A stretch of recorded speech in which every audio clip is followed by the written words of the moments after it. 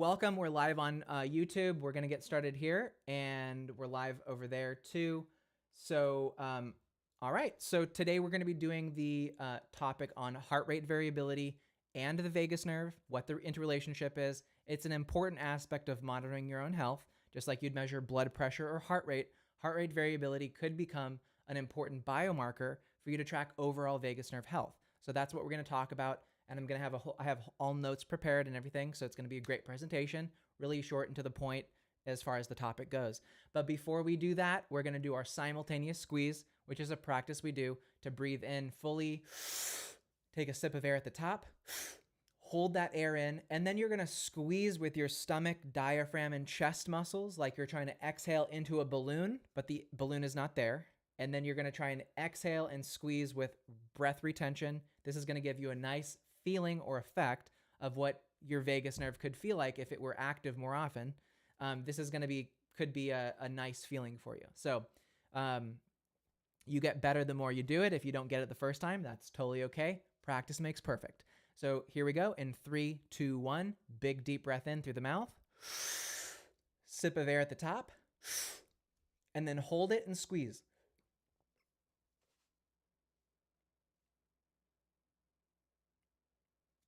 And slowly exhale for 5 seconds.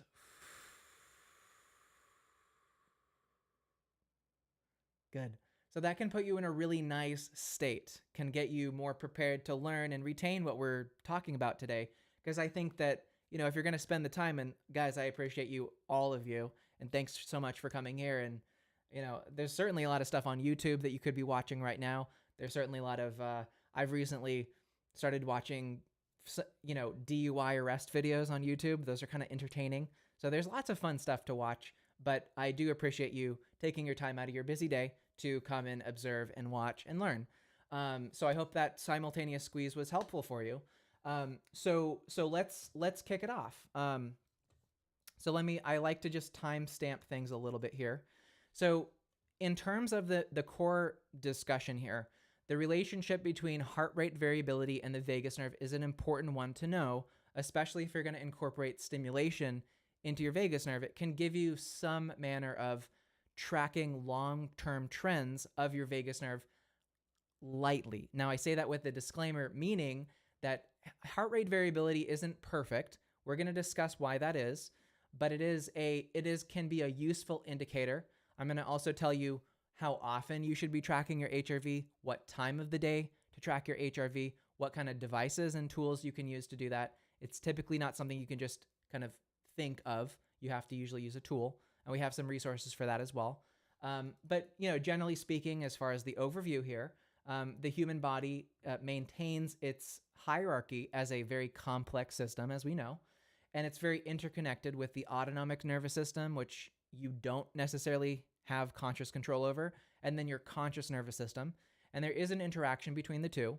Typically, what connects your brain to your heart is the vagus nerve, and your vagus nerve, when it changes in activity, can be monitored in terms of the beats of your heart. And that would be considered the heart rate variability. So that can be an indicator to see a little of a bit further detail into just, do you feel good or do you not feel good? HRV can be a slightly more objective way to peer into the function of the vagus nerve. And I do often use it with clients. I oftentimes will ask them, hey, are you tracking your HRV? What can we see in terms of trends? Where is it in the morning? And how does it look week to week?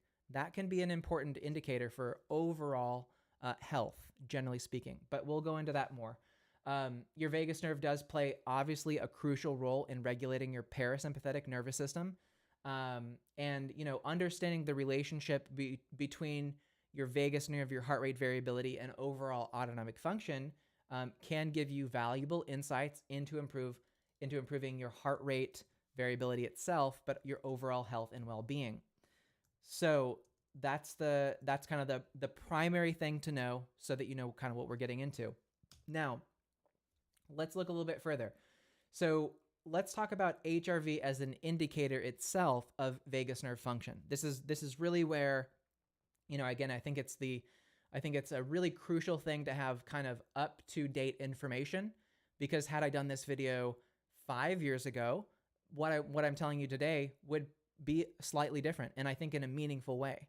Previously, what I might have told you was that you may see me have quoted is that HRV is a very solid determinator of vagus nerve health. Turns out that's not entirely true, and that's only stuff we know by, the advancement of neuroscience technology that can put sensors into the vagus nerve. We're talking like nanofibers that go in the vagus nerve and record it in real time.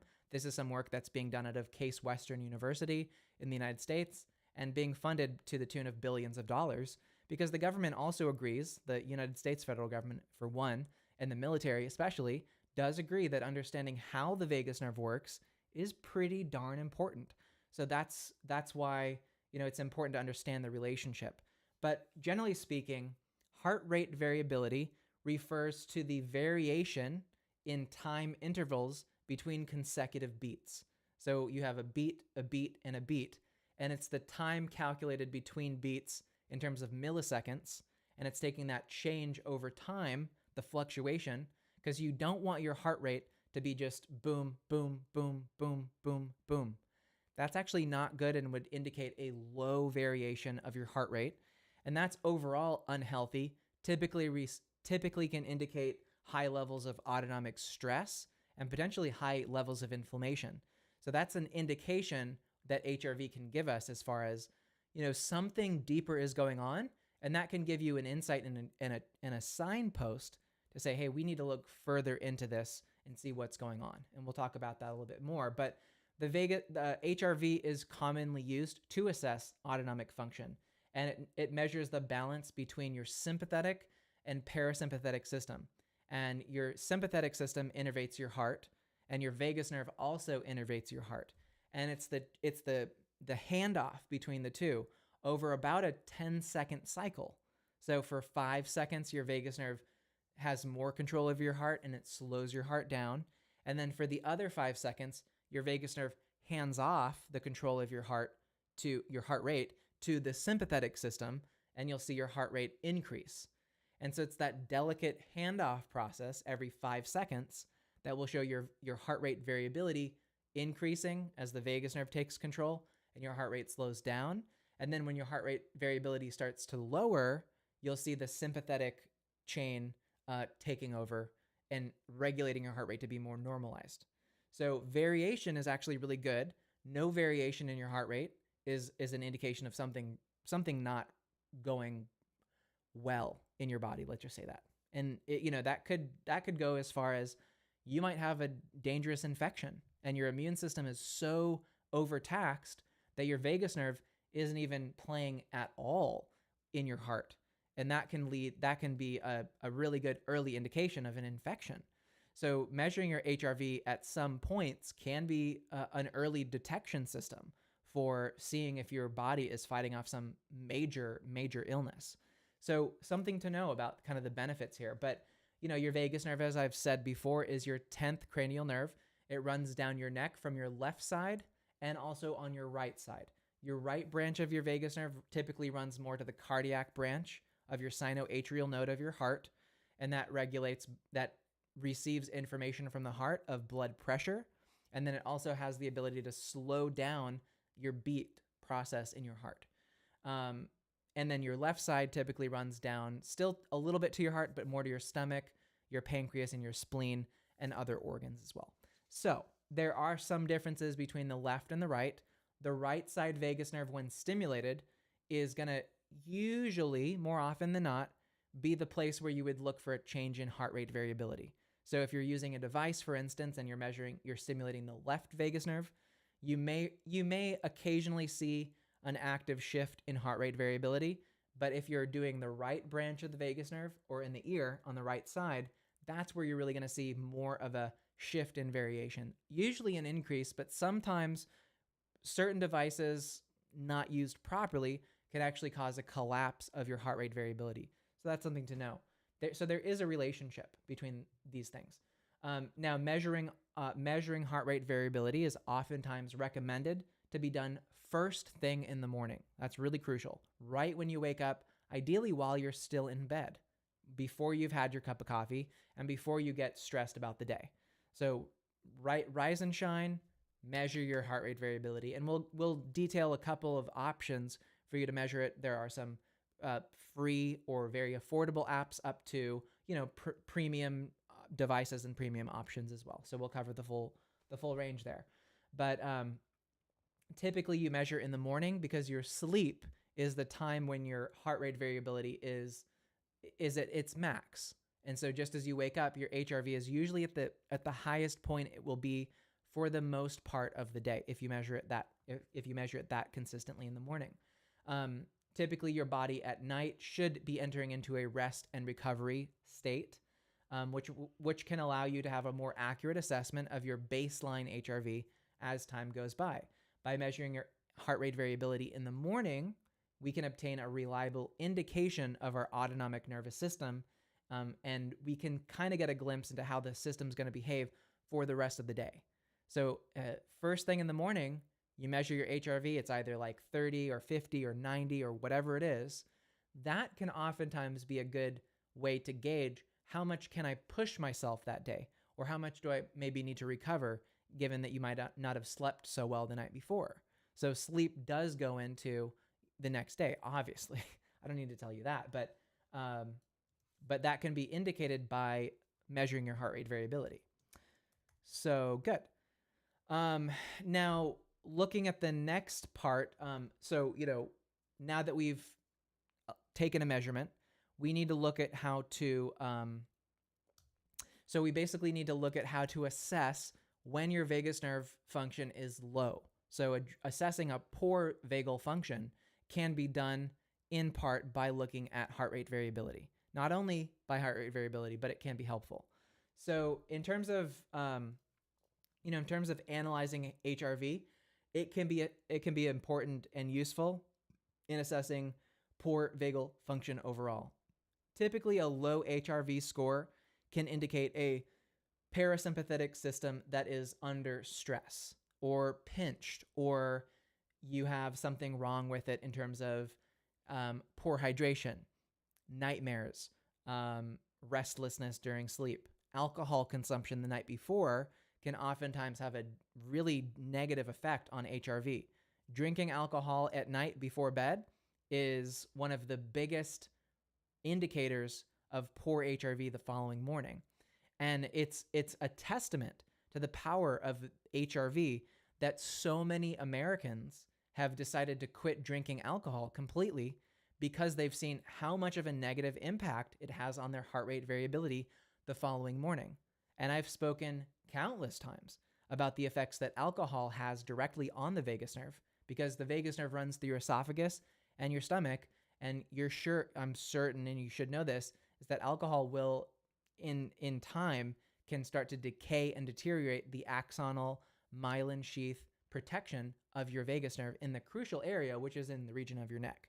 Anything that happens in your neck that affects your vagus nerve has effects that cascade all the way down through the rest of your body.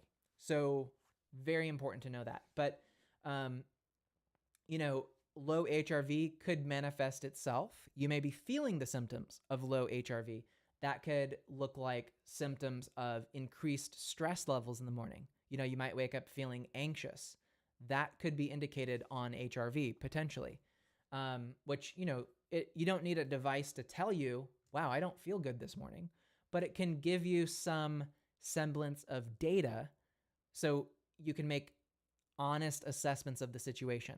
Oftentimes when it comes to your health, having a track record of, I have a measurement of my HRV day to day to day to day, week to week to week, can be a really good way of assessing, well, what really influenced that HRV? Was it just random? Or maybe the day before I ate something that I shouldn't have, or I drank something I shouldn't have, or I worked too long, or whatever it is. It could be even as much as you drank a cup of coffee at 4 p.m. and that is affecting your HRV.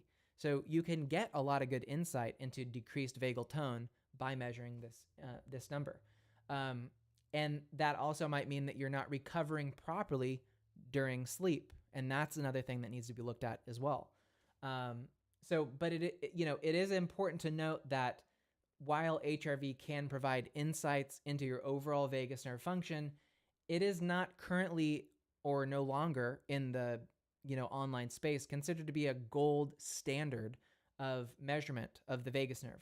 Recent research, as I've mentioned before, has raised doubts about the exact relationship between HRV and the vagus nerve. So it is essential to approach HRV with some level of skepticism and consider it part of a broader assessment of your full autonomic nervous system. So, it's not like HRV number goes up, vagus nerve tone is up, or HRV goes down, vagus nerve tone is down.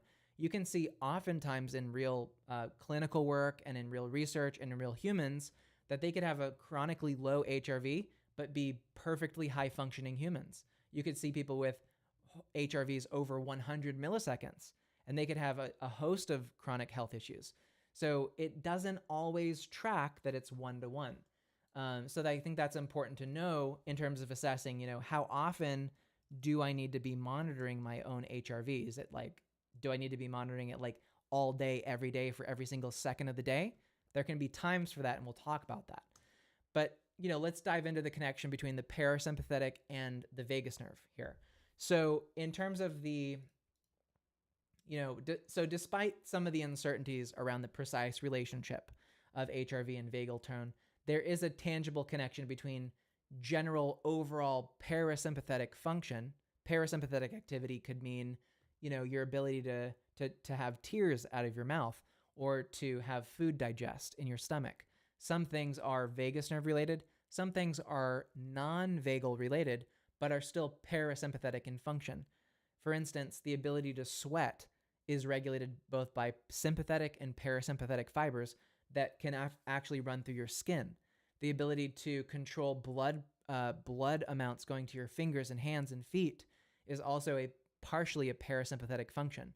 So if you have low parasympathetic function, that could indicate a bigger problem. So HRV is still important, but it's not a just vagus nerve activity monitor. So the vagus nerve does help regulate, obviously heart rate, digestion, respiratory rate. So maintaining a healthy balance of parasympathetic activity is crucial for overall well-being. I think it's worth mentioning all of that, of course. And then the next piece here is, how do we measure this, right? So we're talking about HRV. What is it like to actually measure heart rate variability? Well, measuring it typically is going to require some type of device. There's usually going to be some type of hardware that is needed to actually calculate HRV. Unfortunately, because HRV is measured in terms of milliseconds, 1,000th of a second, which we can only pretty much count like 1,000, 2, 1,000, 3, 1,000. If I were counting in milliseconds, that would have been 1, 2, 3, 4, 5, that's 3,000 milliseconds that have passed in just 3 seconds. So it's difficult for a human to calculate this. You do need hardware. But some of you may already be walking around with the hardware in your pocket in the form of your phone. So if you have a smartphone with a camera on it that can run apps, either an Android or an iPhone, typically there are apps on the iPhone store that can allow you to actually see and measure your heart rate variability from a simple camera. So on my phone, on the back, I have one of these 3 camera option items. But the camera right below the flashlight is actually the one that you can place your finger on. And because the light goes on, it shines light into your fingertip. And then the camera is so sensitive, it can measure pulse rates in your fingertip. And the app, the software, and I'll put some links here in the chat too, that can do this, can actually measure your heart rate accurately enough to calculate in milliseconds your heart rate, which is pretty remarkable. So you do have some good tech in your pocket that can help you monitor this properly. So one of the better options that is, I believe, for the most part, has free features is going to be called Welltory, and that works on all mobile devices. So Welltory, you can Google that later. That one uses the finger camera. There's another one called HRV4 Biofeedback. That's another one that I actually like to use, but I actually use an external device that monitors my heart rate in real time that I actually wear around my chest, and that's called the Polar H10 chest strap. And I would say out of all of the best options to choose, I'm going to recommend HRV4 Biofeedback and the Polar H10 chest strap. Those two options are absolutely solid. Now, give me a moment here. I actually have a document that contains these links, I believe. It's a document that I put together before that will help you do this. So let's see. Improving HRV. Yeah, here we go. I believe this is proper. Yeah, okay, cool. So I'm going to share a link here in the chat. I'll share it also on YouTube as well. But the link here is for 2545. So here in the chat is the document that indicates all of the proper technology, all of the software that I mentioned, with the links to the actual apps on the App Store. So you can download that document, save it, bookmark it for whatever you want. Hopefully, partially in this video, you will have come to some conclusion that maybe using HRV could be a benefit in terms of another indicator of overall health. My recommendation is that, yeah, you should have some way to measure your heart rate variability, at least on a weekly basis. At the very minimum, I think that you're going to look back and be thankful that you had a tracking of your HRV week to week to week at the bare minimum. Now, there are some devices like listed in there that can measure your heart rate all day, measure your heart rate variability throughout the entire night, measure your heart rate variability down to like every single split second of the day, and give you early warnings or early alerts that tell you that your HRV has now plummeted. So let's say that you're on a phone call. That's an important call. There's a device in there called the Leaf. I'll write that here in the chat. It's I'll put the link. Getleaf.com. That's a great device that's worn on the chest with sticky pads. It's completely discreet, completely wireless, tracks your HRV throughout the day, and on device will indicate to you, hey, I've noticed that your HRV has really crashed in the last few minutes. Maybe we could just take a moment to breathe. So if you want that level of insight into how your vagus nerve is working throughout the entire day, that could be a really good option. I've seen a lot of people have fantastic levels of success for a period of time, to have really on-demand measurements of their HRV. So that's certainly a way to go. And the information on their website is there. And I've also written up about the Leaf product in the above document, improving HRV for vagal recovery using resonance breathing. And so that's what all of these devices are really important to do. So let me talk about that real quick, since we're on the topic. So there is a form of HRV training that can kind of take like a tracker of the HRV to a treatment that uses HRV that can actually improve your HRV significantly. And that's called resonance breathing. That means you use your HRV number in real time to know when to breathe in and when to breathe out. And there are apps that can do this. For instance, the one that I use to track my HRV is called HRV4 Biofeedback, also, again, listed in the document. I use that in combination with the Polar H10 chest strap, which you can get on Amazon for, if you shop around, somewhere around $80 is my rough estimate. So around for $80, you can have a device that will probably last you for, 5, 8, 10 years. That one device is a long-term device. It's built tough. It's built for like athletes. This thing will last you for a long time. So the Polar H10 is a good investment to make if you're going to start looking at HRV on a more consistent basis. And then, again, everything goes up in price from there, right? So there's a Oura ring that you can wear on your finger that can measure your HRV at nighttime while you're sleeping. That's really accurate. That runs about $300. So that's a higher end premium option. Everything floats around that $300 mark. if you're going to go for a device that's like everything was really built into the package. So just know that. Now, and I've owned all of these devices. I have an Oura Ring, I have a Whoop, I have an Apple Watch, I've got the Polar, I've got basically anything and everything that you can use to measure this. I've even owned products that are now completely discontinued that you can't buy anymore, like a Core Sense from, I think it's called Elite HRV. They don't sell it anymore. So there's lots of options, but the Polar H10 definitely going to be around for a minute. And the good thing with the Polar H10 is that it's compatible with all of the apps that measure this. So if you buy the Polar H10, you're not locking yourself into one app ecosystem, which is true with all of the other ones that are listed for the most part. There are some $50 options, but again, you get what you buy. $50 for an HRV tracker is really cutting it close to might break easily. So I would recommend, if you're going to put any money into it, get something that's going to last. The Polar H10, really solid option. So yeah, heart rate monitors, mobile apps, EKG or ECG devices like the Polar H10 will measure it. And then there's also a number of fitness trackers today, like the Fitbit or the Garmin or the Whoop, that will measure your HRV on app, so on the device from your wrist. So those can be good options. But one thing that's important to know is that if you're going to invest in tracking HRV, once you start switching from one device to another to different apps, you lose that reliability of the data.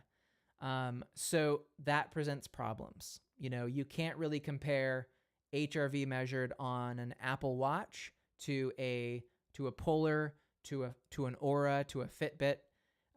So you always really, if somebody just came to me and said like, hey, my HRV is 52. First thing I want to ask is, okay, well, what tool are you using to measure that, right? So how accurate could it be? Some have more accuracy, some have less accuracy. And then I'd be like, great, are you measuring it in the morning? Have you been consistent? What's your average over the last, honestly, like I would ask, what's the average over 2 months, to be honest with you? Day-to-day shifts in HRV are semi-useful, but long-term HRV paints a way clearer picture of overall fluctuations in health. That's really where the magic comes from HRV, is tracking it for years, for 4, 5, 6 years, to have that number. You go, wow, I really see that when I was at my best, my HRV was really high. And then when I got sick, my HRV plummeted a ton. And you can actually see even seasons, places where you've lived, can give you insight, into your autonomic function. So that's really where it comes into play. But you get one device, plan on sticking with it for the long haul, because you're not going to be able to switch over to something else. So know that in terms of HRV numbers. I would recommend that you get something that you can rebuy if it breaks and that you don't have a subscription for. I'm just saying. So the Polar H10 does fit that bill, and that's linked in the document. That's the one that I use currently. And I've used all kinds of them, but I'm very much liking the app HRV4 Biofeedback for a number of reasons, which you've spoken about before. Mainly that specific app, HRV4 Biofeedback, will do a test on you over about a 5-minute period, and it'll have you breathe. It'll give you a prompt on screen to breathe in and then to breathe out at different rates. So it'll say, for 5 seconds, you're going to breathe in, and for 5 seconds, you're going to breathe out. And then it's going to measure your HRV change in that 5-to-5 ratio. But then it's going to say, breathe in for 6 seconds, and then breathe out for 4 seconds. So breathe in slower and then faster on the out breath. Typically, to increase HRV, you are generally going to see a longer inhale time and a shorter exhale time. A faster exhale is going to increase HRV more substantially. So the HRV4 Biofeedback has this built-in test where you have to be wearing the Polar chest strap for this to happen. And also, just from a technical standpoint, if I might say, pairing the Polar H10 to your phone is got to be the easiest freaking thing on the planet. I think you just bring them close together and it says, do you want to connect the Polar to your phone? So no Bluetooth issues. I've had 0 technical challenges. I'm pretty technically good, but I could imagine giving this to my mom and she would have no problems making it work. You can't say that for all devices. I'm certain of that. So that's another big win. And then once you've paired it once, it will always remember your polar H10 in the future. And it's easy to swap it out if, 5 years from now, God forbid, it gets eaten by the dog or whatever, right? So it's easy to replace too. And that probably will be around on the market forever. It's a mass-produced device. It's very consistent.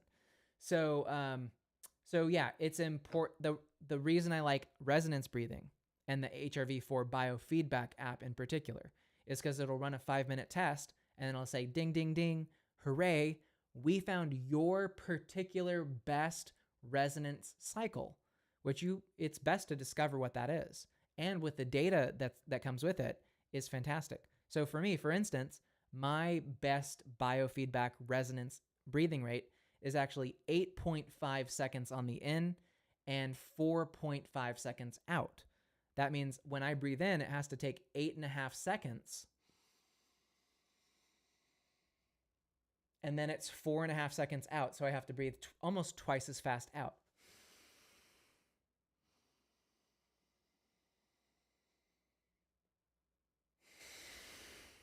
Like that. And that, but based on data, not just guessing, not just, does this feel good or does this not feel good? Or what did Peter or Andrew Weil say I should do? Or what did Andrew Huberman say is the best? It's not based on what anybody says is the best. It's based on data. So if you're going to spend the time to do it right. Because, breathing does count. It really does make a difference. So that would be my top recommendation in terms of resonance breathing, which I think is the best way to capture your HRV, because it'll give you a number at the end of the session. You usually have to do it for 3 minutes and you'll have a solid HRV number. Mine can be anywhere between 70 to 90 to 100. Some days when I'm, back from a trip, traveling, not eating so well, not as well as I do at home, not home cooked meals, mine might drop down to 50, 40, 30 if I really had a long, 20-hour day, which can happen. So you can see that in the HRV. But when you do the HRV resonance breathing, you see your HRV tangibly actually improve through the session. So it's not just a snapshot, it's actually a measurement and you're seeing how much you can improve. I think that's actually, in a way, a bit more valuable than just measuring when you're asleep, because you're not doing anything actively to increase your HRV when you're asleep. When you're awake, you have conscious control over it, and you should be training it in that way. So I'm a big fan of resonance breathing through the HRV4 Biofeedback app, which I believe is actually free to get. It's a free app don't quote me on that as far as the recording of this video. In my memory, HRV4 Biofeedback is a fantastic app that is free. You make an account, you log in, and you can see your HRV over time. I recommend taking an external record of your HRV, either through your ClickUp app. There's a section for monitoring your biofeedback data in ClickUp if you're a client. So we have that built out for you already in your health dashboard, or writing it on paper or keeping a note or something external from the app so that you can actually scroll through and see that. You say like HRV polar, 72 milliseconds AM, just a little quick shorthand. And then you can see when, and you'll want to put the date. The good news with the ClickUp app with the health dashboard is you just make a comment and it'll timestamp it. What part of the day did you take that measurement and what day of the year? So it'll give you the exact date and time that you made that comment on that HRV. And so you can scroll up and keep a long-term record and see at a glance, week to week to week, what your HRV was. So, that really does speak to what's my recommendation for how often to measure it. It really depends on a number of factors. I think if you're just getting into this, measuring it as often as possible to start seeing interactions between your environment, your stress, your habits, your walking, your exercise, all that, and your sleep, you should be measuring HRV for the first few months pretty much every single day. Get in the habit of taking an HRV measurement once per day. That'll give you some cool insights. But once you've gotten over kind of the magic and the shiny new toy object excitement of HRV, you'll probably long term, like I have, because I don't really care to track HRV like actively every single day. I do breathing exercises every day, but you're probably going to do it every Sunday. So how I do it is in my health dashboard. I have a reminder on every Sunday to sit down and capture my HRV, capture my blood pressure, my heart rate, my EEG, and any other metrics that I want to capture for that week. Because oftentimes, unless you're having a medical emergency, HRV isn't going to show you anything tangible. HRV is a collection of data that spans many, many months. Really, it is. You know, the HRV that you see today is not a byproduct of what you did so much just yesterday. HRV is typically a byproduct of what you did 2 months ago in a lot of ways. Like 2 months ago, were you on top of your diet? Were you staying hydrated? Were you prioritizing your mental health? Were you sleeping good? Were you exercising? Were you getting sun 2 months ago? Your body takes about that long to integrate all those good habits to show up on your HRV 2 months later. So that's why I don't, again, if you're looking at it like minute to minute, all day in a day, it gives you the impression that, oh, this is happening in real time. Like, oh, wow, I had a bad thought. My HRV is down. That must mean you kind of create these correlative maps. That's not true, right? Like, yeah, TK, you have it exactly. Systems of health, right? How can you systematize it that's going to make it long-term something that you'll want to do? Because I've seen people get almost over-obsessed with measuring their HRV every single day, every minute of the day.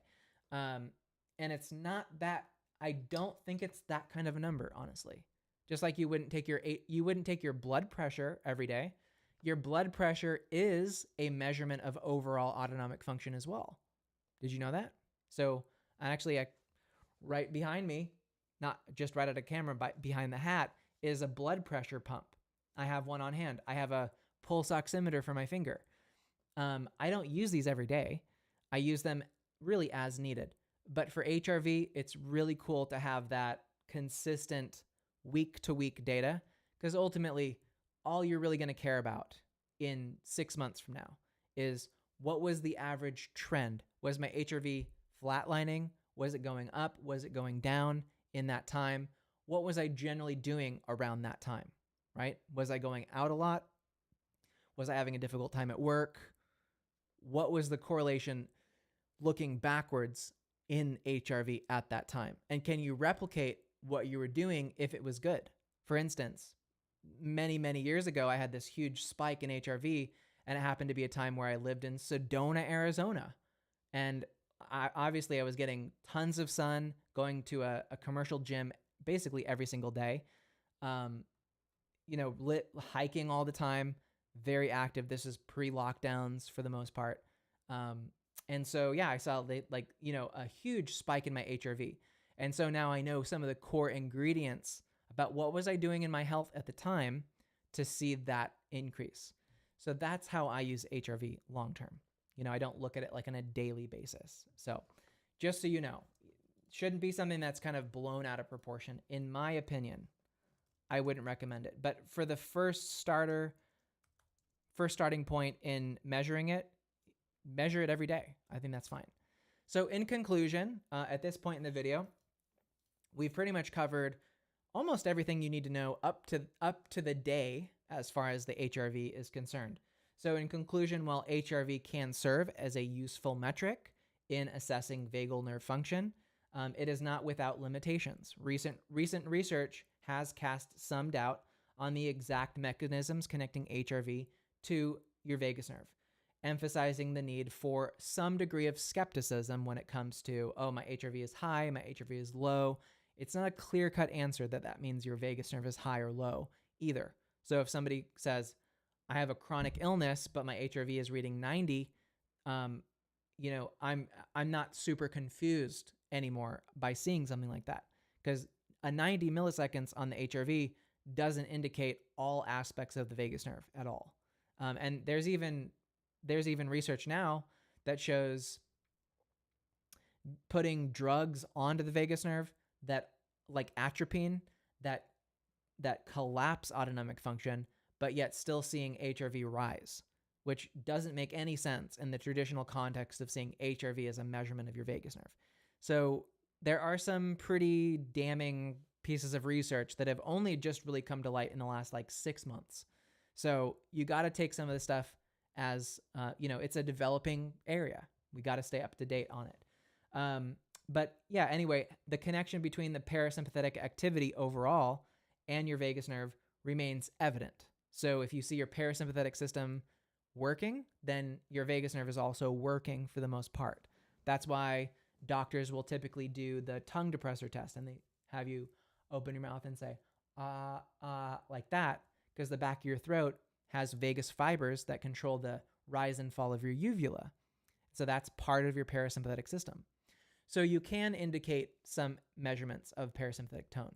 So, but by understanding this relationship and utilizing appropriate measurement techniques and tools, we can gain valuable insights into our autonomic nervous system's health, and make informed decisions to improve our overall well-being. Thank you so much for tuning in. That will wrap up the majority of what we're talking about here. We'll end it on YouTube. Thanks, guys, so much for watching us on YouTube, and for participating and liking and subscribing and putting on notifications when we go live. Thank you so much for watching, and we will see you all very soon. Talk to you later on YouTube. Bye-bye.